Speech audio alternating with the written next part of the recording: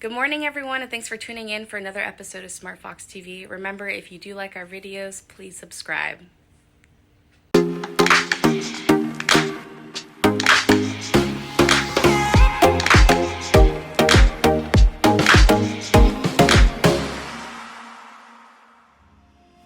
Hello, welcome to SmartFoxTV. Paris, one of the most beautiful cities to travel in Europe, can be quite overwhelming and confusing when choosing where to stay or where to visit. Paris is divided into 20 administrative zones called Arrondissements. The Seine River essentially divides Paris in half. The right bank is the larger half containing the arrondissements of 1st, 4th, 8th, 12th, and 16th to the 20th. The left bank of the river is the smaller of the two halves and contains the 5th, 6th, 7th, 13th, 14th, and 15th arrondissements. 1st through 6th arrondissements. These are the oldest quarters in Paris and the smallest as well. It's also considered one of the most must-see districts of Paris because of the many famous Parisian monuments and sites that are located in the district. This is the district of the King of France and Royal Palace. It is one of the most central arrondissements of Paris, with good choice of accommodations. It is also known as the district of Les Halles, the neighborhood historically known as the Belly of Paris, because it has a huge central market. The main things to see in one is the Louvre Palace, Palace Vendôme, Saint-Germain, Saint-Chapelle, Concierge, the Louvre Museum, the Orangerie Museum, and they also have quite a few parks and gardens. It's the smallest district of Paris, a quiet and largely overlooked business district organized around the old stock market of Paris. There are not many top tourist sites in Paris too, but it has beautiful architecture, covered passages, and it is home to several hidden gems ready to reward the determined traveler. In 3, Temple is both historical and a trendy district, a maze of narrow streets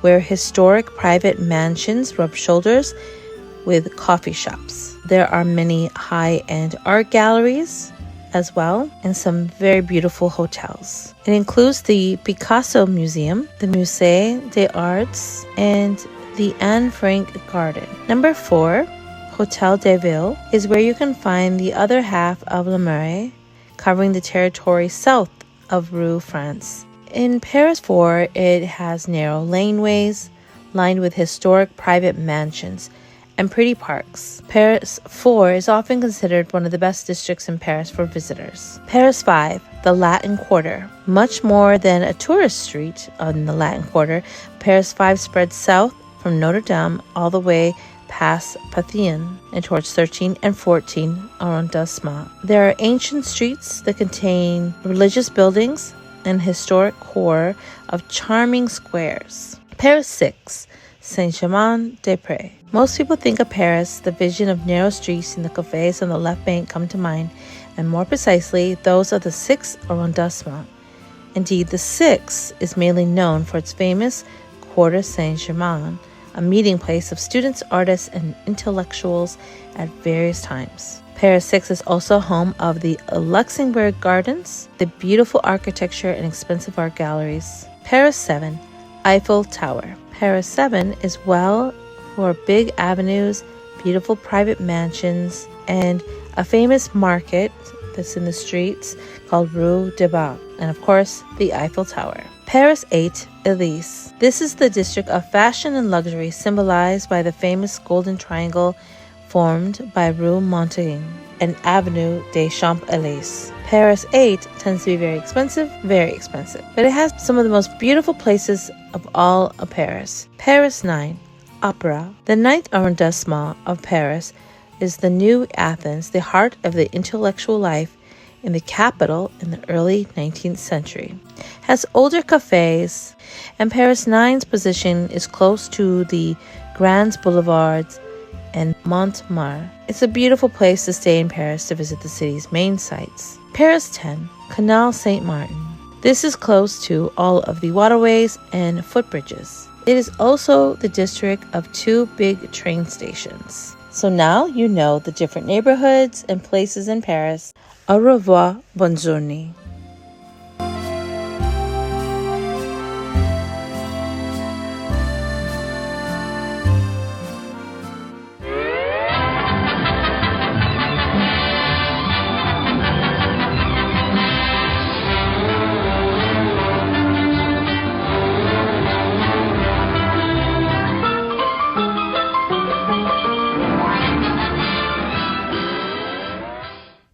Welcome to our news. Today we have 2 stories that remind us you're never too young to be a hero. The first story is about 9-year-old Ben Miller from Idaho. 3 years ago, he walked into the Idaho Humane Society and was heartbroken when he noticed that none of the cats had any toys. Since then, he's been fundraising for cat toys and has since collected nearly $2,000 for the shelter to make the cats happier.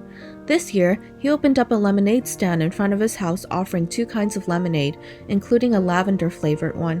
His mom put his event on Facebook, and a local radio station also shared his story.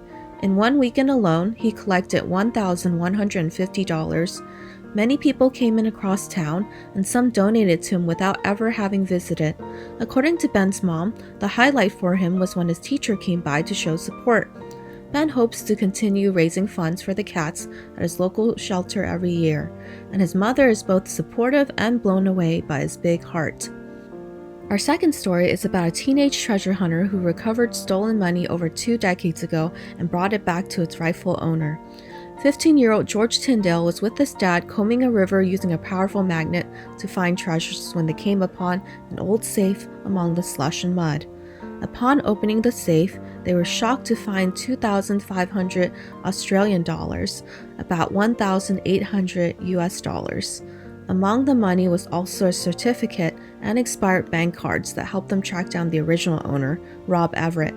Rob was beyond thrilled and surprised when the pair brought back what had been his stolen safe from 22 years ago.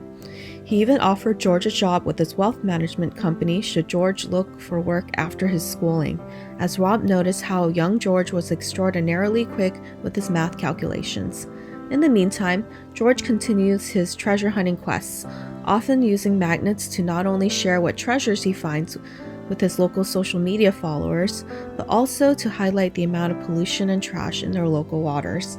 We hope you enjoyed today's good news.